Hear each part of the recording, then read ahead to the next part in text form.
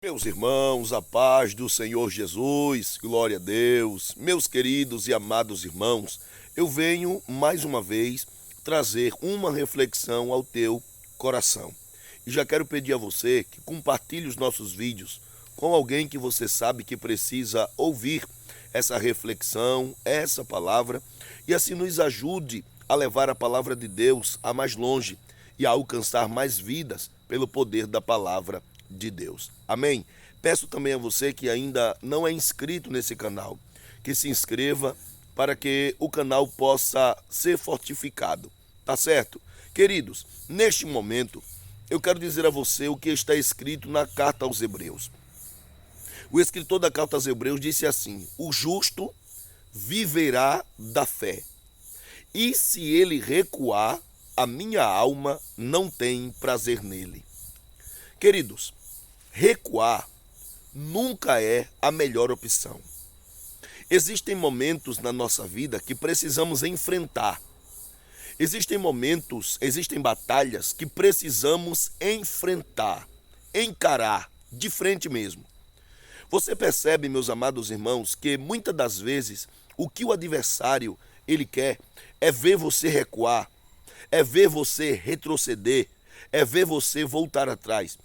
E quando se usa a fé não anda para trás. A fé te motiva a vencer. A fé te leva à vitória. A fé leva você a caminhar para frente.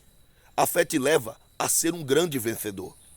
A Bíblia vai mostrar vários homens na Bíblia Sagrada que puderam vencer por meio da fé. Perceba Davi. Davi, meus amados, não tem como falar da fé. Não tem como falar de alguém que não recuou, que não retrocedeu e teve grandes vitórias e não lembrar de Davi.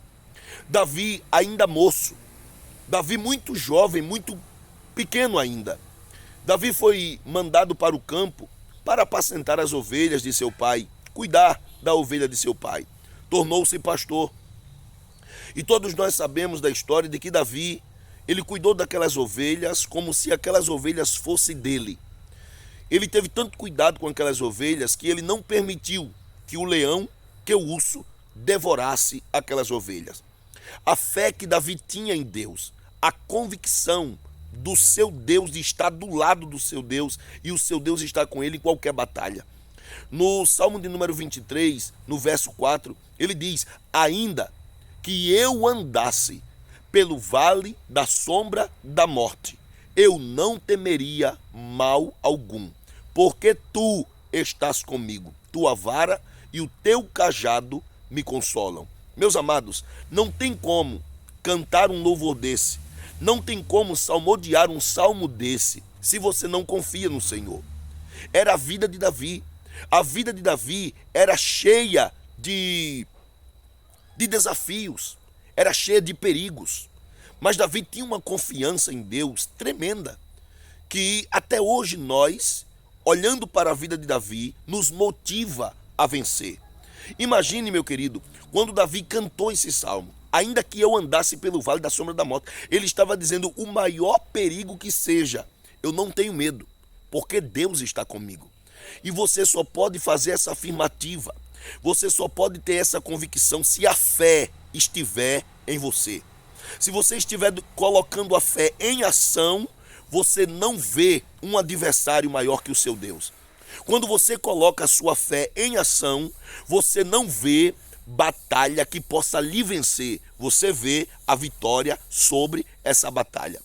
Quando você coloca a sua fé em ação, você não vê o gigante vencedor. Você vê vencendo o gigante. Foi o que aconteceu com a vida de Davi. Davi nunca viu um oponente tão grande, maior que o seu Deus. Ele sempre colocou o seu Deus acima de todas as coisas. Perceba que quando ele vai, a mando do seu pai, levar alimento, comida para os seus irmãos que estão em batalha, que estão em guerra contra os filisteus, a Bíblia vai dizer: e quando Davi chegou, ele ouviu o gigante gritando, desafiando, a tropa, o exército de Israel. Irmãos, por mais de 40 dias e ainda não tinham lutado. Estavam com medo do grito do gigante, estavam com medo das ameaças que o gigante fazia. das palavras duras, que causava medo, temor, pavor ao exército de Israel. Mas quem usa a fé, quem vive pela fé é diferente, irmãos. Quem vive pela fé não vê nada e nem ninguém maior que o seu Deus. Quando Davi chegou, que ouviu a afronta do gigante Golias, ele disse: quem é esse incircunciso filisteu que afronta o exército do Deus vivo? Era como se ele estivesse dizendo: esse gigante aí, esse camarada que está gritando essas palavras, ele é desinformado? Ele não sabe quem é o Deus dessa nação? Ele não sabe quem é o Deus de Israel? Por que ele está usando esse tipo de palavra? Ninguém nunca disse a ele que existe um Deus aqui em Israel, que não existe nada e nem ninguém maior que ele. Eu vou lá e vou pelejar contra esse gigante. Irmão, não há lógica. Um menino que aparentemente nunca pelejou, aparentemente nunca esteve numa escola de armamento, nunca passou pelo exército, pelos treinamentos do exército, não. E ele disse: eu vou. Era tão improvável que fizeram de tudo para não deixar Davi lutar contra aquele gigante. Porque na ótica humana, Davi não voltaria vivo. Na ótica humana, Davi não era um oponente, ou seja, não estava à altura do gigante. Aos olhos humanos, na ótica humana, Davi não tinha como vencer aquele gigante. E quem disse que a fé trabalha com ótica humana? A fé não trabalha com nada palpável.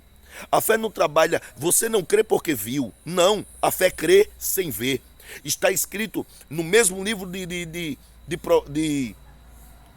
da carta aos Hebreus, está escrito no capítulo 11, que a fé é o firme fundamento das coisas que se esperam e a prova das coisas que se não veem. Quando você vê, quando você tem um exército forte, grande, e você vence um exército pequeno, um exército mínimo, aí você não pode dizer que foi a fé. Você não pode dizer que foi a fé. Por que não pode dizer? Porque você estava com um número maior, mais homens, mais pessoas, e por isso alguém vai dizer: venceu porque tinha um número maior. E quem usa a fé vai com o menor, vai com o improvável, que parece não ter, mas tem, porque um com Deus é maioria. Quando Davi disse: lutarei contra esse gigante filisteu, alguém olhou para ele e disse: pode não. Fizeram de tudo. Saul tentou dar a armadura dele, tentou convencê-lo que não podia ir e lutar contra aquele gigante. Ele disse: olha, Davi, esse homem aí, desde quando era moço, desde criança, desde a sua mocidade, ele já é um homem de guerra. E você nunca pegou numa espada, meu filho. Você vai para onde? Mas o justo viverá da fé. E ele não pode recuar, porque se recuar, a minha alma não tem prazer nele. Glória a Deus. Davi entendia isso. E a Bíblia diz que Davi vai ao encontro do gigante. E ele vai apenas com a sua funda, o seu equipamento de trabalho, equipamento de pastor que cuida de ovelhas. Aí Davi foi lá. Apenas uma pedra, irmão. O gigante tombou. O gigante caiu. Aí você pode dizer: foi Davi que matou o gigante, que fez isso, que aquilo? A fé que Davi tinha em Deus foi que causou tudo isso, e causou todo esse milagre, porque isso na verdade era um milagre, irmão. Só Deus para fazer uma coisa dessa. Era improvável, não tinha como Davi vencer aquele gigante, mas ele venceu, porque Davi era um homem de fé, era um homem de confiança. Glória a Deus. E Deus nos prova ao ponto de colocarmos a nossa fé em ação. Você lembra de Gideão? 32 mil homens. Deus disse: não, eu só quero que você vença essa batalha com 300. Senhor, como pode ser? Não, 300 é o bastante. Mas o exército de lá tem inúmeras vezes maiores quantidade de homens para pelejar contra a gente. 300 vai valer de quê, Senhor? Vai, 300. 300 vão e não precisam usar a espada. Quando tocam um cântaro, quebram o cântaro, acendem as tochas, irmão, o exército do inimigo foge com mais de 1000. Quando você usa a sua fé, quem aparece não é você. Quem aparece é Deus. Quando você usa a sua fé em meio à batalha, não é você quem vence, é Deus que vence por você. E eu quero dizer para você que está me escutando, que está me assistindo agora: use a tua fé nesta hora. Não permita que esse problema tire o teu sono. Não permita que esse problema vença você. Não permita que essa luta coloque você de joelhos diante dela. Levante-se agora, em nome de Jesus. Ponha a sua fé em ação. Que quem coloca a sua fé em ação vê milagres acontecer. Aquela mulher do fluxo de sangue, ela disse: se eu tão somente tocar na orla da sua veste, eu serei curada. E ela não esperou Jesus vir até ela. Ela não esperou Jesus passar onde ela estava. Ela simplesmente, pela fé, ela foi em busca de Jesus. Com certeza, ela não tinha condição. A sua condição física era muito pouca. Porque ela tinha, meus amados, não é brincadeira, 12 anos. 12 anos essa mulher sangrando. Essa mulher deveria estar anêmica, fraca, magra. Poderia estar sem vigor, mas ela disse: eu creio. Eu vou usar minha fé. E eu vou em busca dele. E se eu tocar somente na orla da sua veste, eu serei curado, eu tenho certeza. E ela foi. Sabe qual foi o resultado? Ela recebeu a cura. Ela recebeu o milagre. Irmão, a fé é algo grande. A fé é a maior arma que o ser humano, que o crente tem. Você pode dizer: ô irmão, peraí, e a oração? Sim, sim, senhor. Como é que você vai orar a Deus se você não acredita nele? Na mesma carta aos Hebreus, no capítulo 6, está escrito que se você se aproximar de Deus, quando você for orar, deve crer que ele existe e que ele é galardoador dos que o buscam. Se você dobrar o seu joelho para orar, você pode orar 1 dia, 2, 40 dias em oração, sem comer, sem beber. Mas se você não acreditar, não crer, não tiver fé que o teu Deus está te ouvindo e vai te atender, você não terá vitória, não terá resposta e não será vencedor. Por isso, meu querido, essa arma chamada fé, que Deus depositou, colocou dentro de nós, ela precisa ser ativada. Tenha fé em Deus. Tenha fé em Deus. Pregue e use a fé. Faça a obra e use a fé.